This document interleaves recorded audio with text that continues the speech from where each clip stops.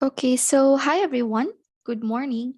Last week we have discussed about semaphores, and today we are going to discuss about deadlock and starvation.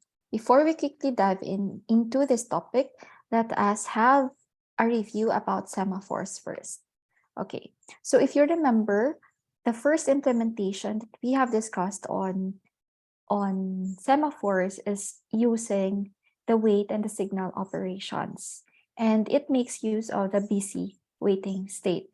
Essentially, if we want to acquire a certain resource or we want to enter a critical region into a critical section, we are going to use the wait operation, right? But if we want to release a certain resource, then we simply have to use the signal operation. So the wait and the signal operations are making use of the semaphore S, wherein this semaphore S is an integer value that indicates whether a certain resource is available or not.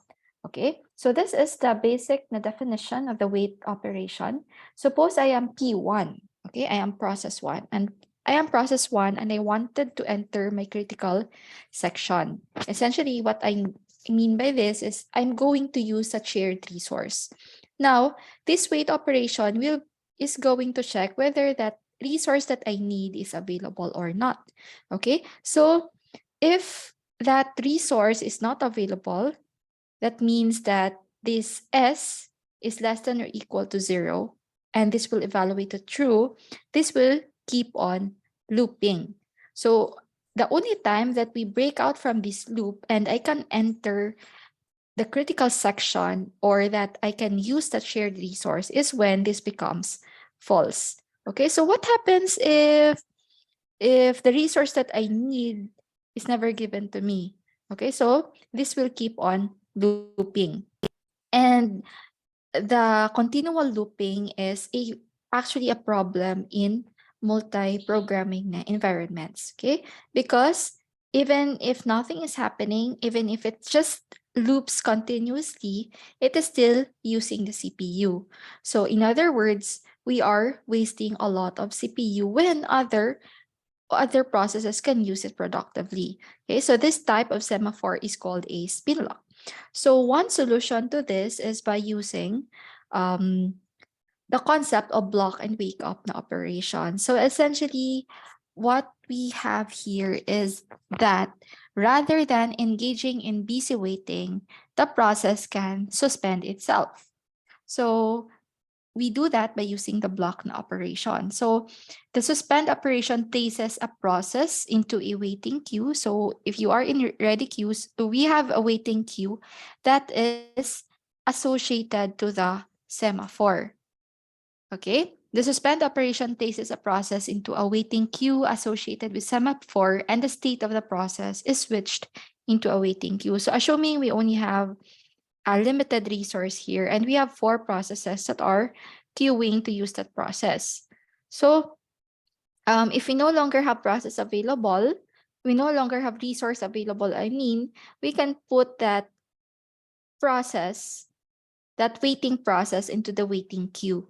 Okay, right.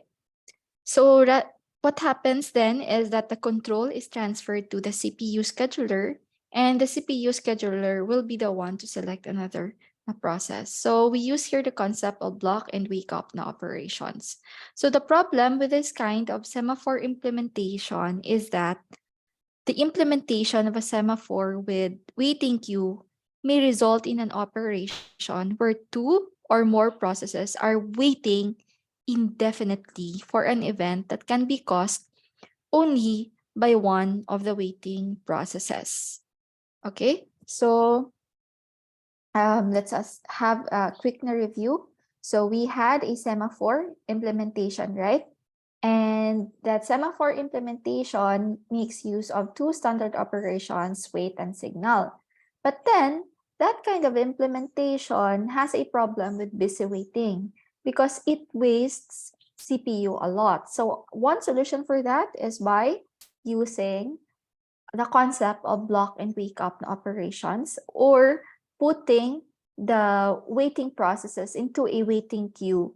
So essentially, when they are put into the waiting queue, they are suspended. So they no longer use the CPU, and that CPU may be used by other processes. Now, the waiting queue also causes or may lead to another problem, which is the concept of deadlock and starvation. So what is deadlock and starvation?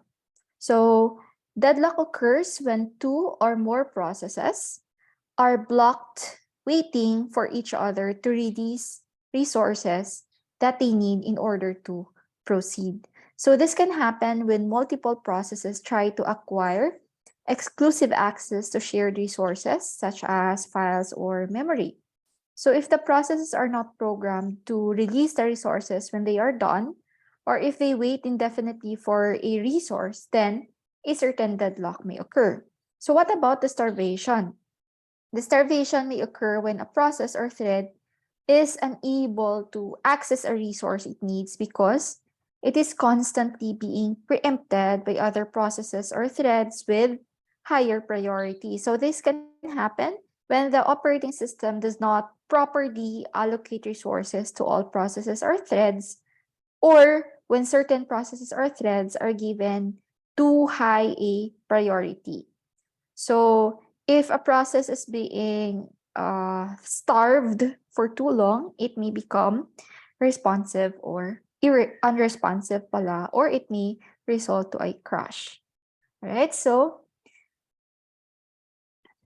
here's a potential na deadlock. So the cars approach a certain intersection, as you have seen. So going back here. So we have an intersection here, as you can see. And first, the cars try to approach an intersection. And then what happens is the cars will announce the resource that they need. So this car 2 wants to use the quad B and C. The car 3 wants to use C and B, so it wants to go to here. And then this car 1 wants to use A and B. And then car 4 wants to use the quad D and A. So all deadlocks involve conflicting needs for resources by two or more processes. So a common example is this kind of deadlock, the traffic na deadlock. So the typical rule here is that a car at a four-way stop should defer to a car immediately to its right. Okay? So this rule will work only if there are 2 or 3 cars in the intersection. But as you can see here, we have 4 cars. And if all 4 cars arrive at about the same time, each will refrain from entering the intersection. So this may cause a potential na deadlock. The deadlock is only potential, not actual, because the necessary resources are available for any of the cars to proceed. So if one car eventually does proceed, so it can do so. Okay, so yeah, so here's the actual deadlock that could happen.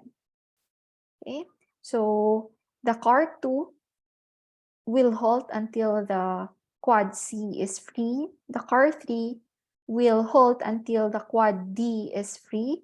And then the car 4 will halt until quad A is free. And then car 1 will only halt until quad B is free. Okay, so here are some other examples of deadlock.